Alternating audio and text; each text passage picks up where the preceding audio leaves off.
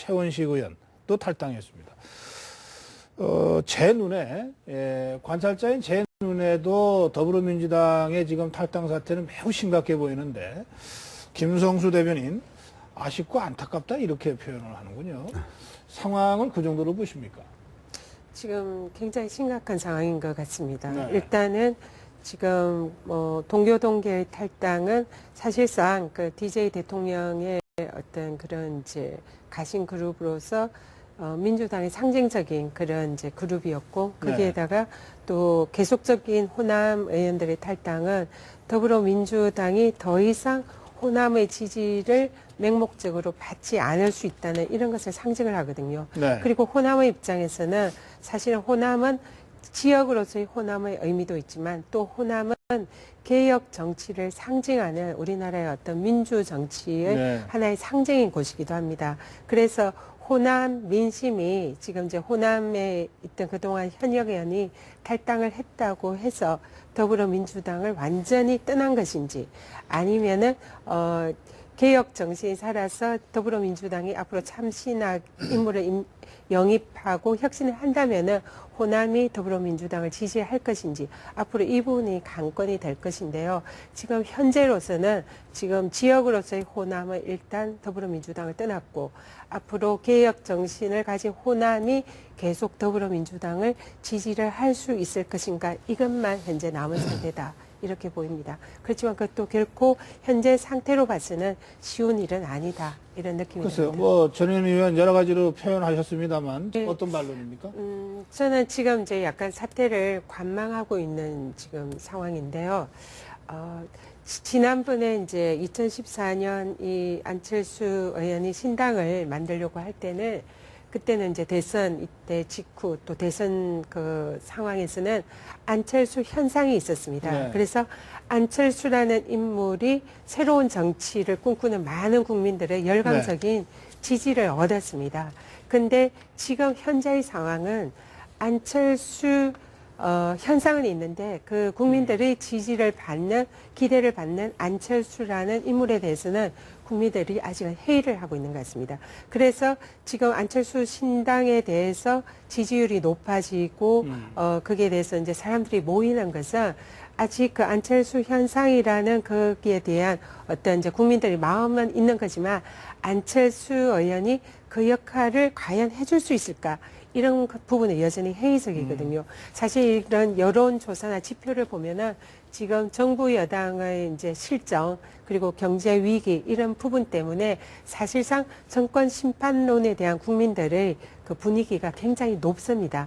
그럼에도 불구하고 새누리당의 지지율이 떨어지지 않고, 또 야당이 제대로 하지 못해서 야당의 지지율이 올라가지 않거든요. 그래서 그 상황에서 국민들의 이런 오갈 데 없는 마음을 중간에서 안철수 신당이 잡아주고 있긴 한데, 이것이 과연 실체가 있는 것인지, 이 부분은 정말로 안철수 의원이 안철수 현상을 자기 것으로 만들어야 이루어진다. 안철수 의원이 저는 그렇게 생각합니다. 지금 이제 안철수 의원의 경우에는 그러니까 보수와 진보 양날개를 모아서 중도의 길을 가겠다, 이런 노선이기 때문에 지금 이러한 행보를 보이는 것은 그 입장에서는 당연하다 생각을 하고요. 지금 문재인 대표의 경우에는 기존에 작년 당대표 그 선거 이제 당선 이후에는 그때 이승만, 박정희 대통령 묘소에 참배를 했었습니다. 근데 당내에서 이제 여러 가지 반발이 있어서 이번에는 하지 않으신 걸로 알고 있는데요.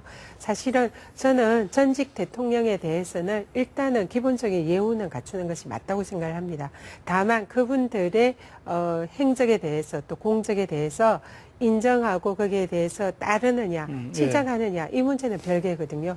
그래서 전직 대통령에 대해서는 기본적인 예우를 하되, 그분들이 잘못한 점에 대해서는 지적을 하고, 잘한 점은 또 지키고 따르고, 이렇게 우리 정치가 발전을 했으면 좋겠고요.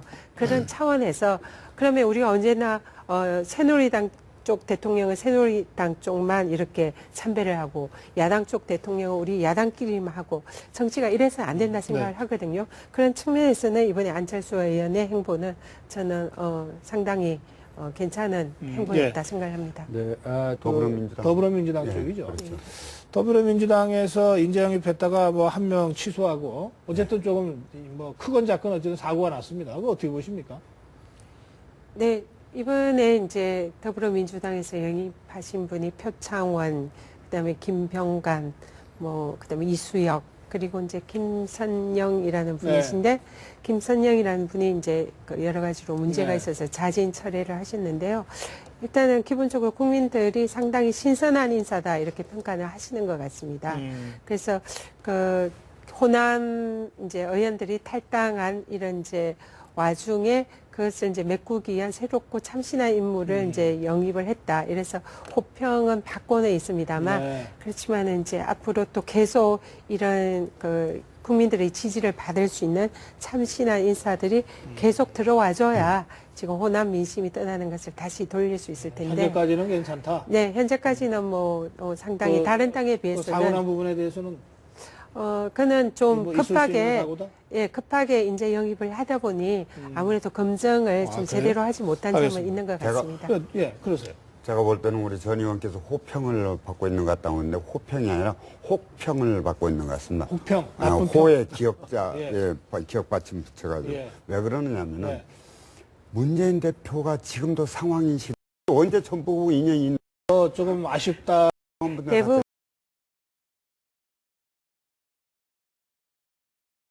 새 의원님께서 이제 야당에서 인재 영입을 하기 위해서는 좀 더 이제 개혁적이고 또 여건에 대해서 할 말을 할 수 있고 이런 참신한 인물을 영입해야 하지 않았느냐. 그런데 그 기준은 오히려 더불어민주당의 이번에 영입 인사들이 좀 상당히 해당하지 않는가 그런 생각이 들고요.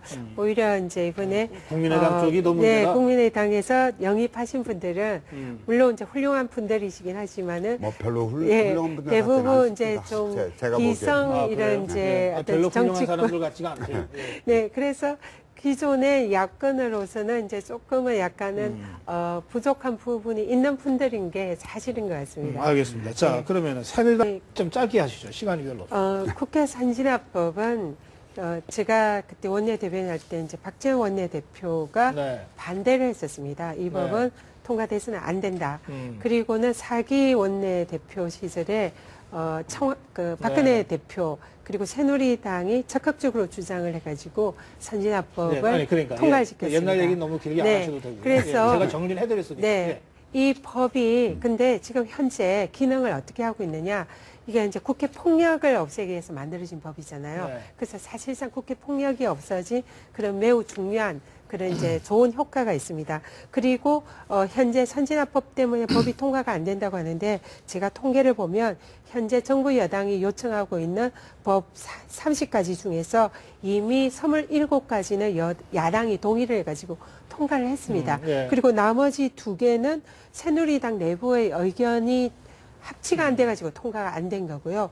하나가 지금 서비스 산업발전법인데 이 부분이 지금 야당이 의료 영리화 이 부분 때문에 좀 그래서 빼달라. 이래서 통과가 안 되는 선진화법 개정 거거든요. 필요 없고 그래서 유지해야 된다 이런 지금 주장이시죠? 법이 통과가 안 되는 거는 예. 선진화법 때문이 아니라 여야가 자신들을 해야 할 일을 협의를 제대로 하지 않기 때문에 통과가 알겠습니다. 안 되는 것이거든요. 예. 그래서 저는 좀 더 지켜보고 이 법의 그 순리를 조금은 우리가 따라야 된다 이런 알겠습니다. 생각입니다. 예, 국회 선진화법을 좀 더 발전시켜야 된다. 더 계속 해야 된다.